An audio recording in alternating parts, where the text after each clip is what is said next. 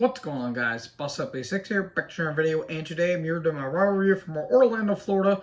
We're just about a couple weeks away from the Elimination Chamber on the road to WrestleMania, and I'm gonna be honest, folks, this was actually pretty solid episode of Raw. Yes, there were some flaws, obviously, but in terms of the Triple H era of like Monday Night Raw, Friday Night SmackDowns, NXT's, well, that's mainly Sean's thing, but, you know, in terms of WWE shows, this was probably one of the better shows. Now, was it perfect? Oh, hell no, not by a mile. But at least there were some good character developments, good stories being told, and actually some intrigue for what's going to be happening as the weeks go on. So, without further ado, let's get right into a review with Edge and Beth Phoenix coming down. I did notice that Edge did slap Beth's ass on the way to the ring, and Beth was like, "Stop it," which was kind of funny. We get a recap of Extreme Rules, and Edge and Beth says they want their revenge on Judgment Day, and Edge says Judgment Day's been my fault, and the only way that I can beat it is by destroying the creation that I did. So basically what you've been doing or trying to do for the past few months, and nothing has happened. So Judgment Day show up. I don't know why Dominic is talking. It feels like a rib at this point. Priest stumbled over his words, which was kind of funny. He meant to say Elimination Chamber and said Money in the Bank, which was kind of funny. And, well, Rhea's not here. She's doing an event, and Beth is like, oh, okay. Well, then how about this? How about we have a mixed tag match playa at the Elimination Chamber? Rhea and Finn against Edge and Beth. Okay, that's cool. I mean, we knew it was going to happen at the Chamber. And people are saying, well, how about we just... People are saying, well, why don't Rhea and Beth have a match at Mania? Well, if that does happen, then what's going to happen with Rhea and Charlotte? Is it going to be Beth and Rhea on one night? Is it going to be on night one or night two? It's either going to be one of those, but if it does happen, it might be a little messy. Like this entire feud. So Judgment Day go to attack, and all of a sudden Dawkins shows up. And then it's a big skirmish, and then Dominic escapes, and Ford sneaks up on him somehow, even though his shoes were squeaking. He throws Dom into the ring, and then a Gland slam to Dom, and there you go. This all happened in a span of about 10 minutes. And then we cut to Dawkins versus Priest qualifying match. It was a fine big man match. Whoever wins get to be in the Elimination Chamber match for the U.S. title. It was fine. There was a cool swanton by Dawkins. That was pretty good, but there was a kick out. But in the end, the South of Heaven, the Slayer album, as I like to say because it's funny. And there you go, Priest wins. I'm not going to go through, detail over everything because that'll just be here all damn day. And yeah, it was fine. Solid big man match. Dawkins can prove that he's not just a modern day Marty Jannetty. That's all I'm going to say. So we get footage of Theory arriving. And then Pierce and the Maximum Male Models are backstage. So are the Maximum Male Models on Raw? I don't know. I don't know what's going on, and I don't care. And all of a sudden Chelsea Green shows up. She's having a Karen gimmick. I feel like this is going to work, but I have a feeling it's going to be terrible at the same time. And she's expecting everything, you know. She didn't like the water she was getting. She didn't like the chocolates and all that stuff. And she says, well, I want to have a match tonight. And I'm sorry, TV changed. Again, new TV. And also, look, ice mountains, ice caps. So, yeah. Pierce's like, oh yeah, you'll get your opponent tonight. And oh boy, was it ever an opponent. So we get a recap with Reigns on SmackDown, and people are, and WWE is making this whole betrayal of Sami Zayn thing, like, oh, it's the biggest betrayal in company history. Seth's betrayal on the Shield would like to send their condolences. Which, by the way, that pop for Sami is absolutely earth-shattering. So we got Corbin with JBL versus Lumis with Gargano. This match happened. Corbin attacks early. Look, I like Corbin. I really do. He's a damn good worker. He's crisp, clean, solid in the ring. He's a really good athlete for a guy his size because he is a big guy in terms of stature. He just has so many damn characters we don't take him seriously anymore. It's like the Lacey Evans effect, except Corbin's not a terrible person, at least not that we know of. He never complains about anything, except for concussion protocol, which, to be fair, he did play in the MLB, so yeah, that's a thing in the past. That's a story for another day, but it's just this whole thing with JBL, it's not working. It hasn't worked. The only good character that Corbin had was the Lone Wolf gimmick. Give us the Lone Wolf Corbin back, because he was cool. He was badass. And now he's just another guy on the roster. I like Loomis, but his partnership with Gargano, I just don't care for. And Sid out Uranagi and Loomis wins. So there you go. More on Corbin and JBL here later. We had a recap of the cage match, quote unquote, and the Becky and Bayley segment, which was insane. And then Byron and Becky is backstage. The height difference is flattering, to say the least. Like, Jesus Christ, I did not know Byron was that tall. Or Becky was that short. I mean, I'm pretty sure Becky's taller than me. I think Byron's like 6 foot or something. But Jesus, I did not know Byron was that tall. And Becky's talking about her cage match tonight. And I'll talk about that here later. So all of a sudden, the Bork Lamborghini, a.k.a. Brock Lesnar, he shows up. And he says, well, the Royal Rumble happened, and it sucked for yours truly. And he talks about he got into bed 4 or 5 hours with his wife, and then he started thinking about Lashley, and he got out of bed. That was such a random ass quote that I do not know why, but that kind of made me laugh, even though it's Sable and nothing was good about her. And Rock's talking about, well, I have a multi-million-dollar contract. All Lashley has to do is sign this, and we're going to be having a match at the Elimination Chamber. The Bobby comes down, and they have some words back and forth. Bobby says, Bobby who? He got a one-up on you. And then Lashley hits an F5, and Bobby does nothing about it. Then another F5, and there you go. We're having a contract signing next week. Cool. All for it. Then Candice is backstage. She's getting ready for her fatal 4-way. Oh my. Excuse me. Oh my. And then Dexter and Gargano show up. And Dexter has a drawing. And Nikki's in it. And then Nikki's by some barricades and she runs off. Okay then. I don't know where this is going. Is this going to lead to a match at Mania? If so, then they're not doing that great of a job with it. So then we get Carmella versus Piper versus Candice versus Mia Yim qualifying match. Look, I feel bad for Carmella, I really do, but she got little to no reaction.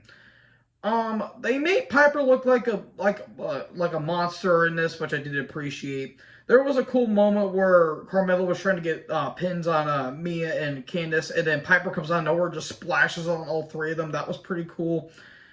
Again, they did treat Piper kind of like a immovable force, which I did like, or an immovable object. I don't know how that's the same, but anyways, there was a cool point where Mia or Candice got caught in midair with a crossbody, and Mia hit a neck breaker on Piper while Piper was holding while Piper caught Candice out of midair, so that was cool. And Candice hit a moonsault that she got a lot of airtime on. That was a pretty big moonsault. But Carmella was working on Candice in the corner, and then almost like a Bronco Buster, and then a cannonball into Candice, and then and then Carmella gets the win. And now the Elimination Chamber for the women is now irrelevant. Really? They put Carmella in an Elimination Chamber. Good job, Triple H. You will pay for your charges against wrestling. Seriously, why? Look, I can understand why, because he probably felt bad for what happened to Carmella. But for God's sakes, man, put in Piper. Oh, put in Candice, for God's sake. This was not good. This is not good. Then Corbin's backstage and JBL shows up. JBL's just basically slandering Corbin. He says he couldn't polish up a turd, if I can speak correctly. And then in the background, MVP, Shelton, and Cedric are talking. So, a little bit of a Hurt Business tease. Yes, please. And basically, Corbin and JBL are done, I think. Probably. Hopefully. This pairing was not good to begin with. Because JBL on TV in 2023 is terrible. So, Candice is backstage, and then Piper shows up. And she basically is mad that Candice cost her the match. And then Mia shows up to stop it, and she says, and again, Piper's mad that she didn't get a spot at the Elimination Chamber. I can't tell if Piper's face or heel. They don't, like, she got a good reaction in the match, but it seems like they're making her turn more heel, or she's probably just mad that she didn't win the match. So we get Alpha Academy versus Cedric and Shelton with MVP. I'm going to be honest, folks. I'm not going to lie, and I'm going to shock some people. This was actually kind of entertaining. Look, Alpha Academy I really don't care for, which sucks because Otis is okay as a big guy, and Gable is great, but they don't really amount to anything. I like Shelton, and Cedric is somehow has hair that's kind of similar to Swerve. I don't know why. That was kind of funny. It was an entertaining match for what it is. There was a Samoa drop to Otis by Shelton. That was pretty damn cool. And a lumbar check, and there you go. Shelton and Cedric went to a pretty big reaction. That was pretty cool. So there you go. I guess the Hurt Business is going to be slowly reforming because I feel like that Lashley is going to be involved in it somehow. And we're finally going to get the Hurt Business that never should have been broken up in the first place. Thanks, Vince. So we're going to recap of Boogs returning. And then Kathy Kelly, sweet God almighty. She's backstage and Miz is there. And he talks about what happened with Boogs. The Boogs shows up and he says it's good to be back. And Pierce overhears Miz talking crap about him and he's like, well, how about we solve this with a match next week? Okay. And Rick calls himself Thick Rick.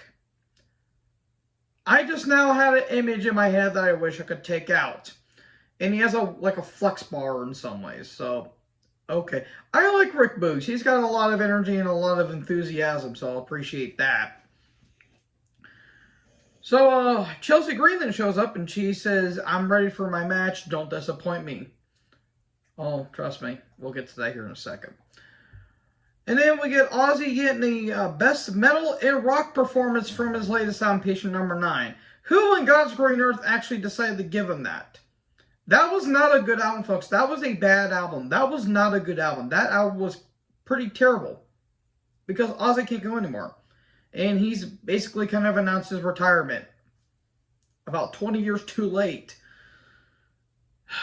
Anyways, Chelsea Green comes out. And, okay, as much as I like to slander Corey, this was a pretty funny line. He says, I wonder if Rob Halford got upset that Chelsea stole his hat. That was actually pretty funny. I'm not going to lie. Because it looked like the hat that Rob Halford would wear. But it's all like glittery and pink. I don't know why. That was pretty damn funny. And I kind of marked out for it. Because Rob Halford got mentioned on WWE. Good. I know that they never performed the song for WWE. But goddammit, put Judas Priest in the Rock and Roll Hall of Fame for WWE. Do that. Motorhead and Metallica. Do it, you cowards. I'm pretty sure Triple H would do most likely Motorhead because Lemmy, but that's besides the point. Who's Chelsea Green's opponent? It's Asuka, a.k.a. Kana. Good Lord. So yeah, anyways, the match happened, and Liv, Raquel, Natty, Carmella, and Nikki are at ringside for some reason. Chelsea was talking smack to all of them, then Asuka put on an armbar, and there you go. I don't know why everyone was around, but then Bianca shows up and she talks about, the Elimination Chamber, and she says, you'll be facing me at Mania, and by the end, I'll still be walking out as champion. Please let Asuka win. That's all I'm going to say. I'm pretty sure Asuka's going to win. So Cody comes down. He talks about Roman and Sammy, and he says, may the best man win, so he at least acknowledges that Sammy is damn over. And all of a sudden, Heyman comes down, and he congratulates Cody. I will say this was good at times, but at the same time, it feels like they were dragging it, especially towards the end. And he calls Paul Mr. Heyman, and he talks about what happened in 2000, where he mentions Steve Corino, and he talks about Dusty doing a car commercial, not because of money, but because of the car that Dusty was using. And Heyman helped out, and that got Heyman choked up a little bit, which that seemed like a legitimate moment, and I'm pretty sure Heyman was pretty close to Dusty, even though Heyman wasn't really trustworthy in terms of, checks and all that stuff. But Heyman's talking about how Dusty trained and prepped all these stars, like the Becky Lynches and the Baileys, and I'm pretty sure Sasha Banks, even though he didn't really say that. And he says he did all that, including Roman Reigns, but excluding you. And I'm basically giving the cliff notes. You can see the full segment. It took like almost 15 minutes of this programming. Paul says, in my last phone call with Dusty, he said that you were his favorite son, but he wishes Roman Reigns was a son he always wanted. And Cody says, I don't know why every time I get into a feud it always gets personal, but you made this personal, and now I'm going to make it personal with Roman and take those titles from him. It took a while to get there, but there was some good stuff, but it kind of felt like something out of a drama thriller or something like that. So, Ford took on Elias in a qualifying match. Theory on commentary. It was fine. Theory was annoying on commentary. Ford is going to shine in a singles run, and then in the end, he hits a frog splash for the win. And then all of a sudden, Seth attacks Theory from literally out of nowhere, and then a stomp on the floor. Theory took almost looked like a pretty nasty bump by the way he sold it, because it looked like his neck like that. So there you go, to set the chamber more. So we have the men's and the women's chamber matches all well and done. Then we get to the main event, steel cage match. Bayley with damage control took on Becky Lynch. I'm not going to go through every single move verbatim with this, but I will say this was a pretty damn good cage match. This was probably better than Lita vs. Victoria from over 15 years ago. So that was cool. There were some pretty nasty bumps that the women took. Like, there was some pretty usage with the cage. There was a cool elbow drop but a kick out. Bayley looked like she landed on her neck on the ropes at one point. That looked brutal. There was a belly-to-belly off the ropes, but a kick out. Then we get to the top of the cage, and there's a disarmer on the top of the cage. And Bayley gets down, then Io interferes. Then Dakota Kai gives Bayley a crutch, and then we get a crutch shot. And all of a sudden, Lita shows up, and she's doing her damn pose while Bayley's beating the hell out of Becky. Then she attacks Io and then eventually Dakota. We get a twist of fate on the floor to Io. Then a very weak door slam to Bayley, but then I guess she probably didn't want to hurt her. And then a manhandle slam, and then Becky wins, and then they celebrate. So we're probably either going to get a tag match at the Chamber, and then we're probably going to get a match between Lita and Bayley at Mania, which that'll be a pretty damn good match. That'll be a cool match from a spectacle standpoint, because it's Bayley taking on one of her childhood heroes. So, yeah, that's it, folks. Raw was, again, a pretty solid rendition of Raw, even though there were some things that could have been tweaked. So, anyways, let me know in the comment section below what you guys thought about the show. Make sure you guys like, comment, subscribe, tap the little bell for notifications. Join her. Talk to us next video. Peace out.